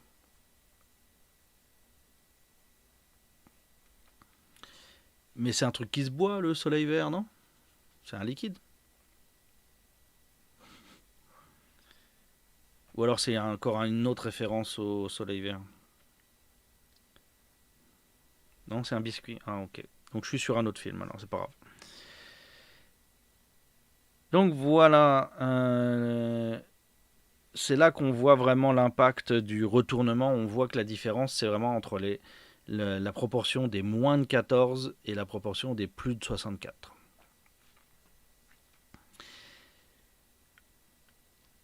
Ensuite, qu'est-ce que j'ai préparé d'autre? Ah, si on parlait un peu nourriture. Dans nos cours de lycée où on parlait du Japon, on parlait entre autres de la situation de nourriture du Japon. Donc, en 2015, le Japon était autosuffisant en riz. En 2015, eh bien, j'ai mis 2 fois la même chose, comme ça on loupe pas la date. Japan, was self-sufficient for rice in 2015.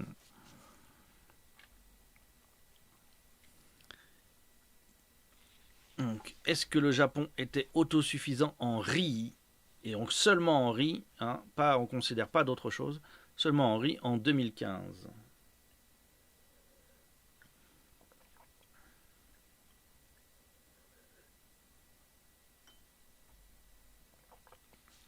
Victor dit non parce qu'il a acheté du riz japonais, donc il sait qu'il a privé un japonais quand il a acheté son gros sac de riz.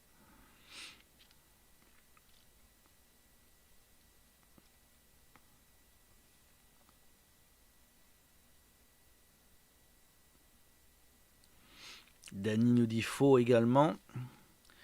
Miss Noon nous dit vrai. Hein. Faut que j'aille chercher ma page, moi, pendant que vous votez, parce que sinon, c'est pas drôle. Bouffe, bouffe, bouffe, bouffe.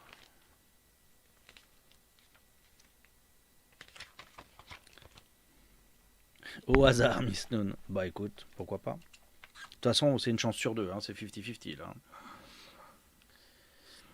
Lady nous dit 2. Il me semble que tu as expliqué aux gens que la prod avait baissé et que ça avait fait scandale sur l'autosuffisance. Ah, vrai, tu t'es trompé. Ah oui, mais on peut pas corriger ces dires là, Lady, je suis désolé.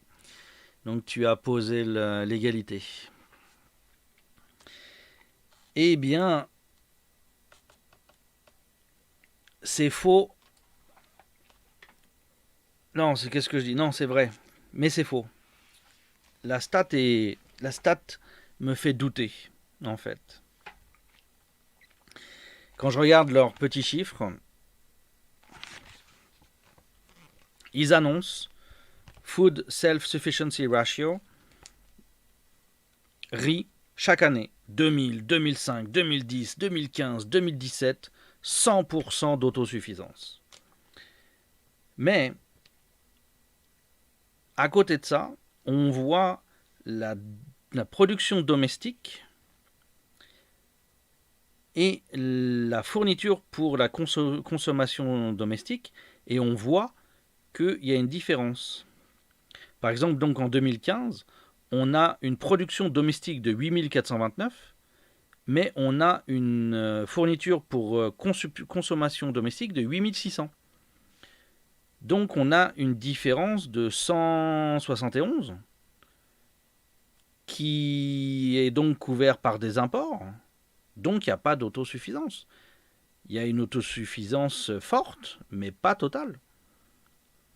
Donc voilà, visiblement ils ont décidé de jouer avec vous savez, l'arrondi pour que voilà. Les chiffres qu'ils ont écrits, je ne vois pas comment ça peut justifier. Il n'y a rien écrit sur la page qui me permette de refaire leurs calculs qui amènent à 100%. Donc c'est chelou, voilà. Sachant qu'après, pour les autres denrées, on va de 7% d'autosuffisance jusqu'à 60... non, jusqu'à 80%. Donc par exemple, sur les légumes, on est à 80% d'autosuffisance la plupart du temps.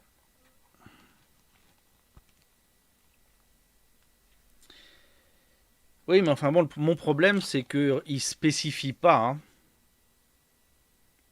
le différentiel. En fait, il n'y a aucun des chiffres que tu peux utiliser pour retrouver le 100% en fait. Quand tu affiches un pourcentage comme ça, normalement, tu mets les deux chiffres qui permettent de faire le truc. Donc quoi, ils importent environ... ils importent 900 000 tonnes de riz chaque année.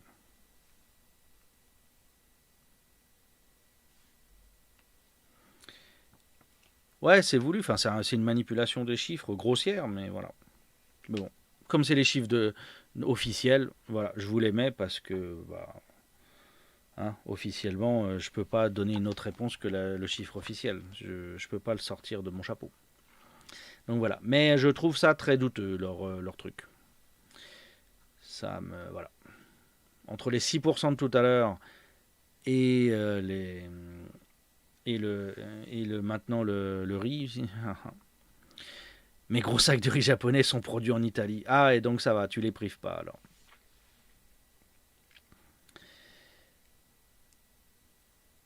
C'est écrit en tout petit sur le sac. Ouais. Alors, ensuite, non, cette question-là, finalement, elle n'est pas si intéressante. Oups.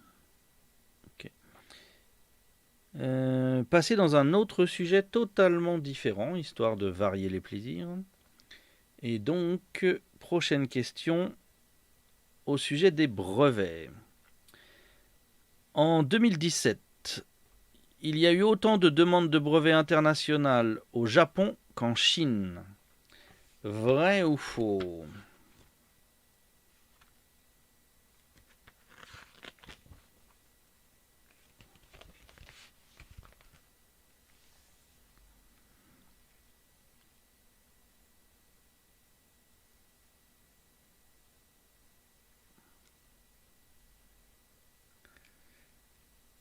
Vrai, vrai. Donc, on parle de la, on parle de la Chine, hein, donc qui a 10 fois plus d'habitants que le Japon. Hein. Les désormais plus grosses sociétés du monde.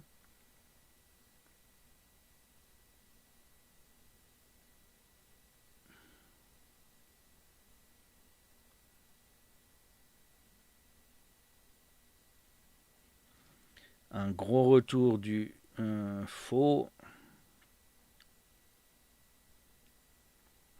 Et après, c'est pas la considération qu'on accorde au truc, hein, c'est combien de demandes il y a eu de déposées.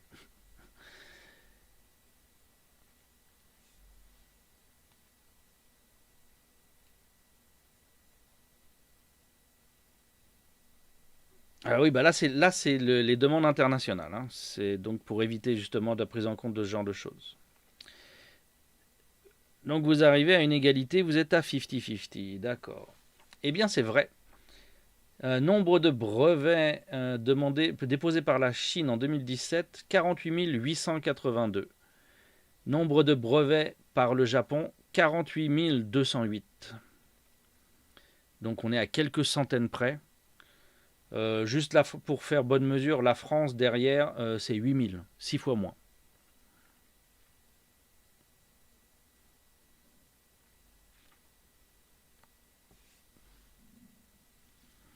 La France, pays d'ingénieurs.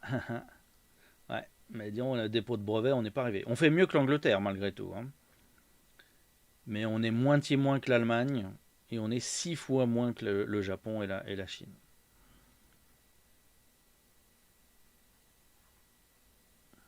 Donc le Japon est encore au taquet sur un certain nombre d'innovations, pas visibles, mais dans le domaine industriel probablement encore, oui.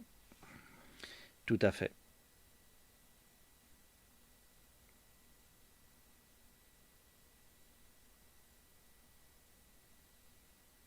Je fais ma petite tambouille.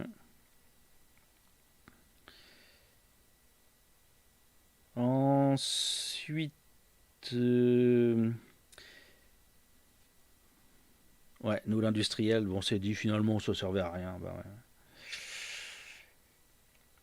Alors, on était sur le train l'autre jour et on était un peu surpris par les chiffres du train. Donc on va revenir sur le train et vu qu'on a déjà fait les passagers, on va s'intéresser au fret. En 2017, quelle était la part de fret transportée par le rail? 1%, 4%, 26%, 37% ou 46%? À l'intérieur du Japon, hein, on est.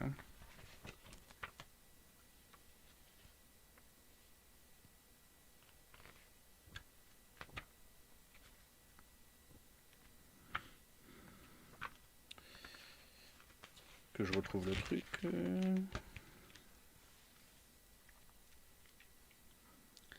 26, 37, 46. Ah, on a un joli fight sur le truc là. Qui est-ce qui nous a pas encore parlé? C'est Dany qui nous manque sur les 6.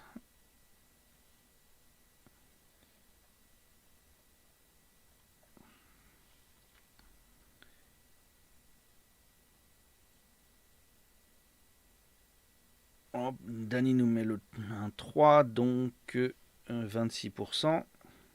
Je clos.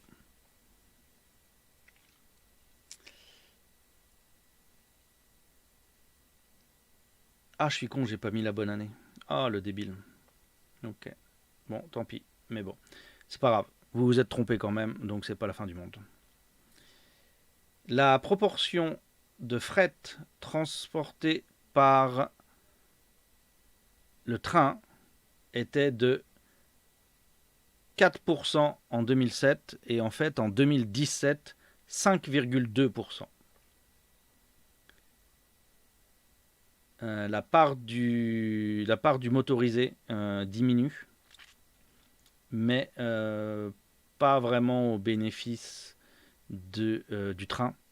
C'est au bénéfice du transport par bateau, par la mer.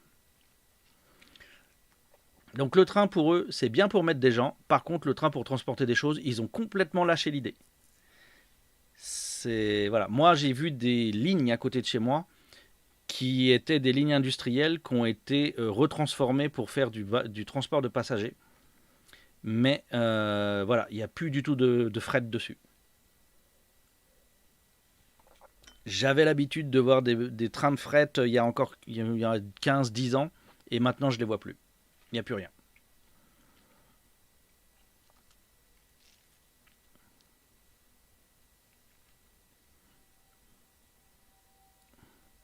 Et pourtant, transport par véhicule, 50,9% du fret, hein.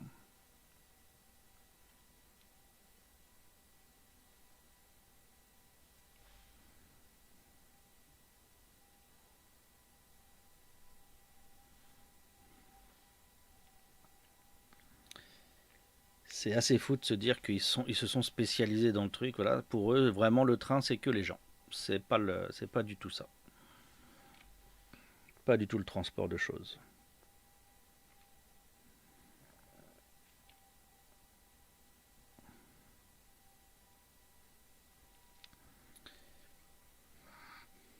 Ensuite, je suis allé sur quoi? Je suis allé un peu sur l'emploi, histoire de rigoler un peu. C'est la première fois qu'on fait une question sur l'emploi, donc je commence léger.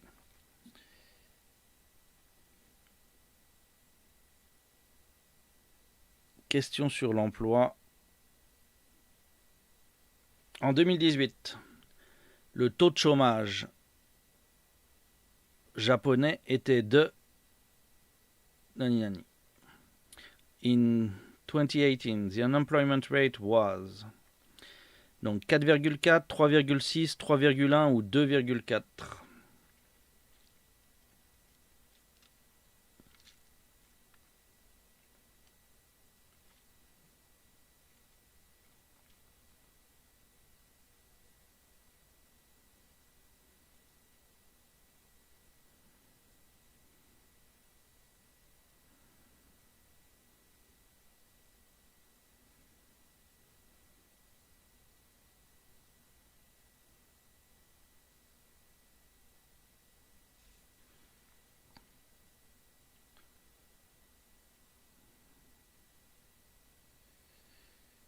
Où est-ce que je peux régler? Parce que ça s'éteint tout le temps, ça m'agace. Affichage. Hop.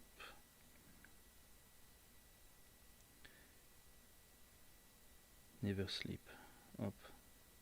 Voilà. Retourne là. Donc, qui est-ce qui n'a pas voté cette fois-ci? C'est qui nous manque? Lady. Lady est peut-être occupée. Pas d'idée sur le taux de chômage au Japon. C'est serré comme chiffre, oui. J'ai pris que des chiffres historiques, que des chiffres réels et juste des autres années en fait. Lady nous dit 2 à 3,6. Donc, vous avez dit surtout 3,6. Eh bien non. 3,6 c'était le taux de chômage en 2014. Depuis, il était en baisse. Et en 2018, nous étions à 2,4%.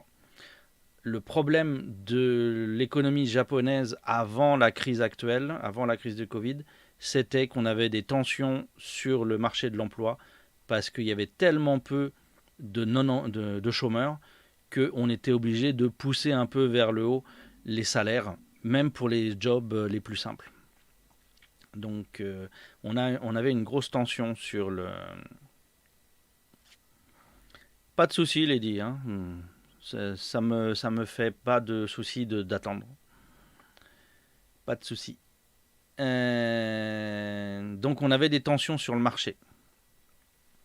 Et malgré ça, peu d'immigration. Oui. Pour vous donner des chiffres, en fait, 2005, on était à 4,4. En 2010, on était monté à 5,1%. Et depuis 2010, en fait, on était en baisse jusqu'à 2018, de 5,1 à 2,4. Le problème des Japonais, c'est qu'ils considèrent que de toute façon ne peuvent être valables que des gens qui maîtrisent les codes japonais et aucune autre personne d'une autre nationalité ne peut maîtriser la langue japonaise suffisamment pour remplir des emplois. Ils sont vraiment très très bloqués sur ça, quoi.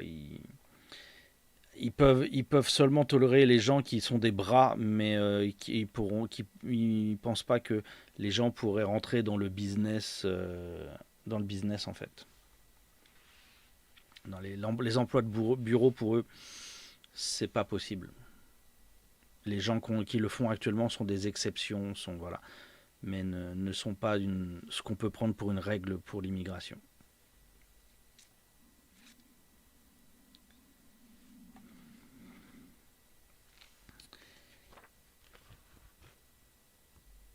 Donc ils ouvrent des vannes, mais très peu, et voilà. Après, il y a de l'immigration clandestine, hein, aussi. Hein. On a régulièrement des problèmes de sweatshop. Pas énormes, mais on a des problèmes de sweatshop au Japon aussi. Ensuite, pour ma dernière question du jour, où est-ce que j'ai trouvé ça? Mince, c'est dans quelle section?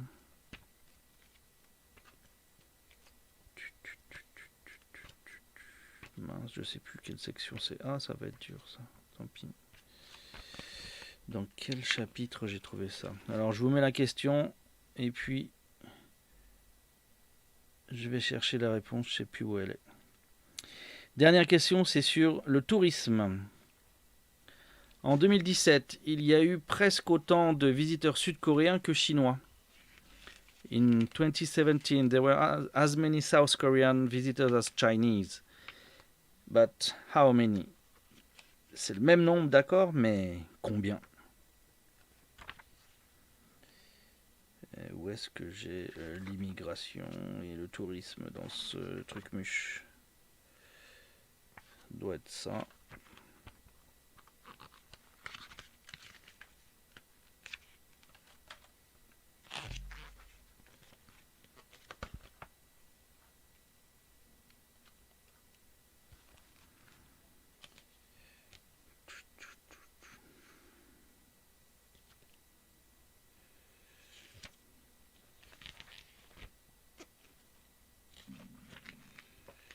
Là, c'est celui-là, c'est ici. Donc 5 millions de Coréens et 5 millions de Chinois. 7 millions de Coréens et 7 millions de Chinois. 9 millions.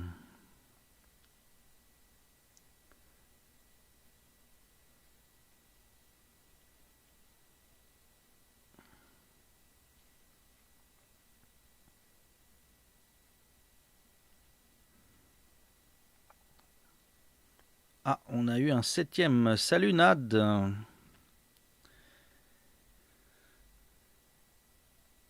Donc, full room. Hop.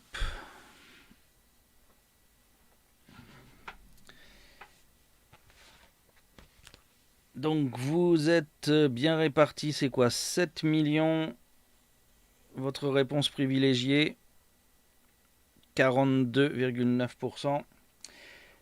Eh bien, le chiffre, c'est en effet 7 millions. 7 355 818 Chinois et 7 140 438 Coréens. Largement devant Taïwan, qui est numéro 3. Alors il faut voir que le tourisme au Japon, c'est principalement l'Asie. C'est 24 millions d'Asiatiques. Tandis que c'est 1,5 million d'Européens. 34 000 Africains et 1,7 million de Nord-Américains, 500 000 Australiens. Mais donc le plus gros contingent en continent, c'est l'Asie, très très largement, 24 millions sur 28. Et au sein de l'Asie, c'est Chine, Corée, Taïwan qui trustent le truc. Donc, juste pour votre information, la France, ils se sont même pas emmerdés quoi, à la mettre, c'est peanuts. Le seul pays européen qui est distingué, c'est l'Angleterre, et c'est 310 000. Après, ils sont pas loin, c'est plus facile pour eux, oui, c'est clair. Mais après, quand on espère, des fois, quand on est dans les sites, on espère que on n'aura pas de Chinois. Voilà, les chances de ne pas avoir de Chinois, elles sont extrêmement faibles parce que, bah voilà, ils sont tétrachiers tout le temps, tout le temps, tout le temps, quoi. Ils sont là toute l'année en plus, donc voilà, il n'y a pas d'espoir au-delà de ça.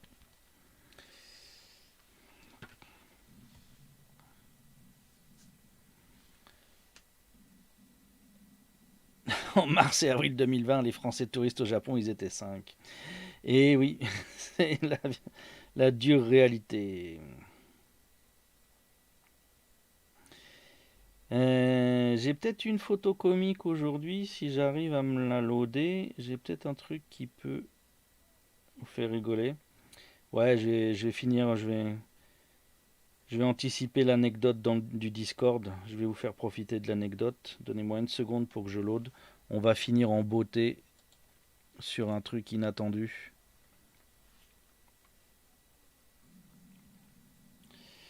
J'ai beaucoup ri aujourd'hui. C'est une expérience du jour. C'est vraiment de la fraîche là que je vous donne. Dont 2 Toulousains. Ah, Miss Noon. Tu es Miss Noon. D'accord, ok.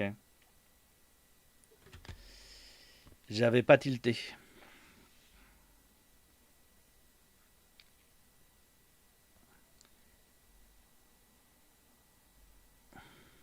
Ah, du coup, les stats, les enfants. Et puis mes stats, mes stats, elles sont complètement à la ramasse du coup avec vous. Alors, voilà, yep, je sauve cette photo-là dans un coin. J'ai pas fait le setup, vous me donniez une petite seconde, une petite rigolade.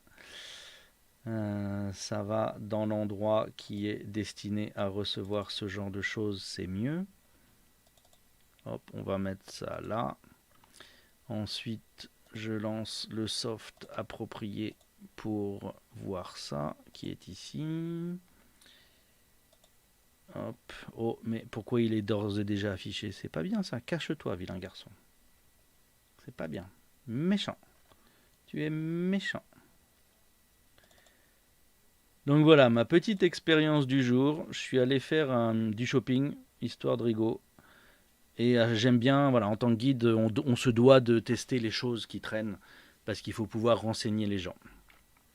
Et donc aujourd'hui, eh ben, j'ai bouffé ça. Oh là, c'est barré complètement à l'ouest. Attendez, hop, voilà, t'es mieux là.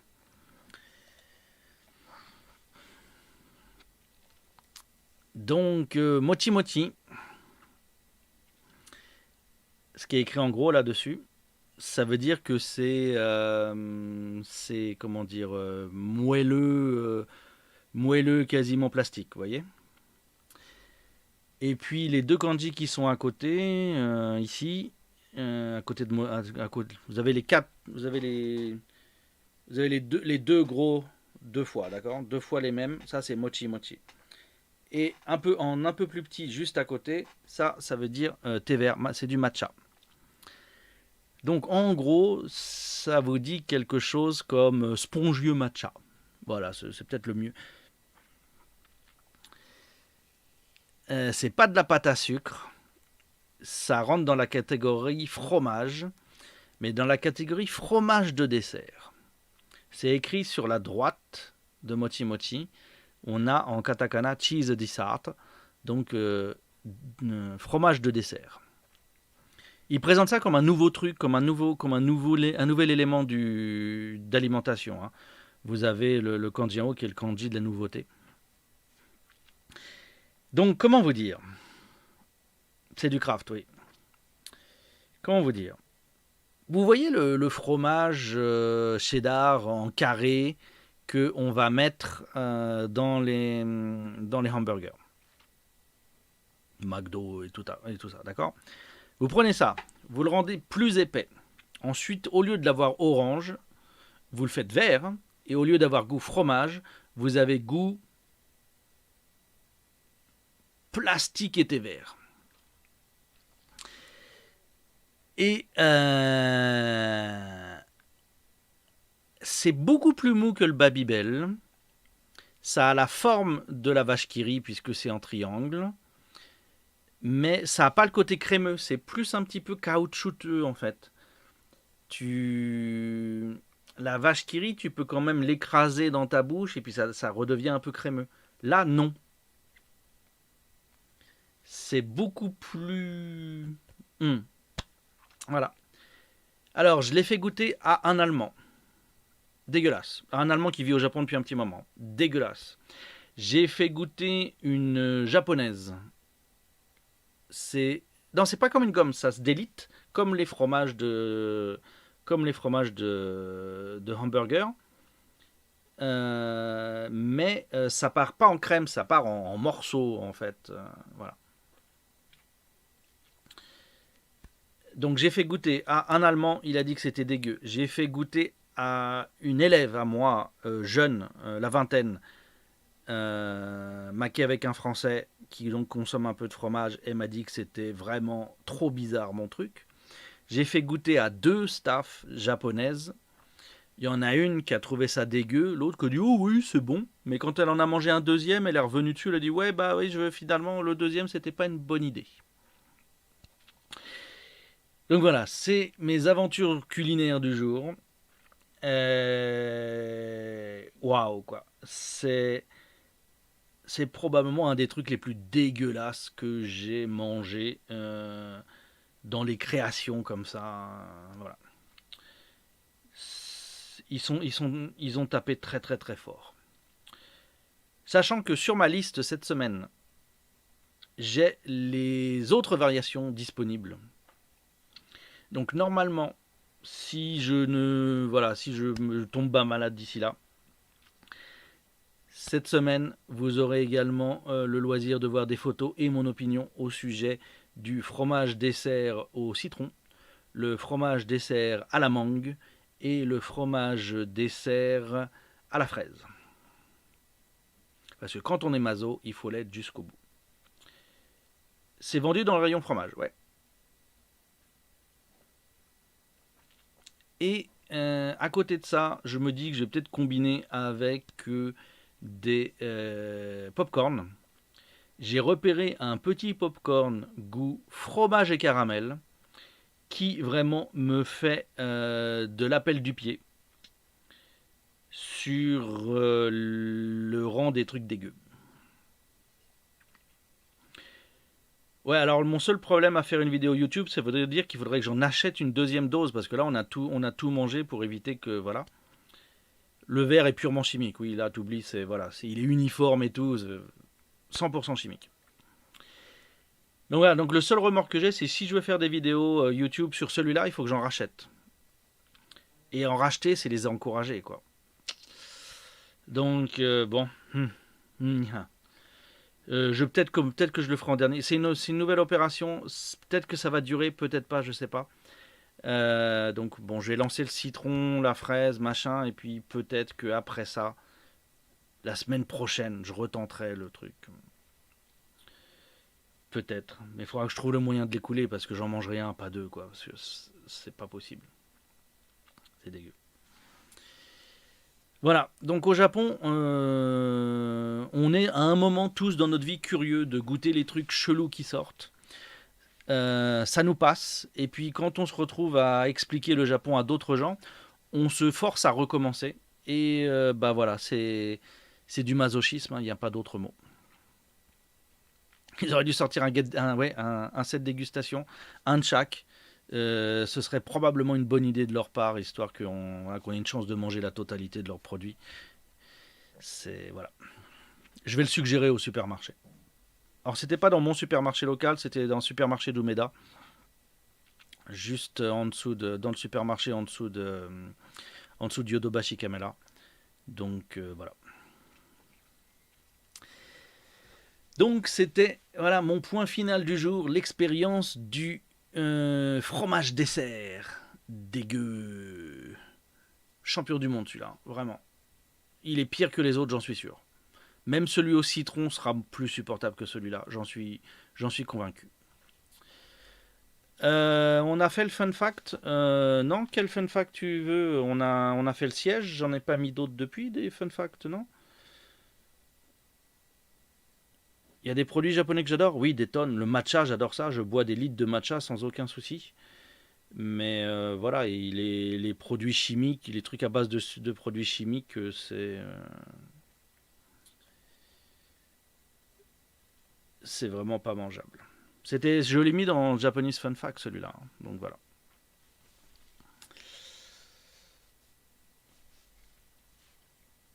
Ok, bien.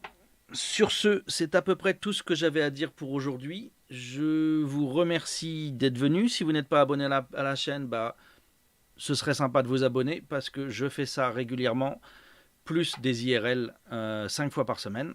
Donc si le Japon vous intéresse, ce serait peut-être cool pour vous de revenir. Voilà. Bonne journée à tous, bonne continuation, et je vous dis à demain pour ceux qui seront là, ou à la prochaine fois pour ceux qui reviendront à un autre moment. Merci.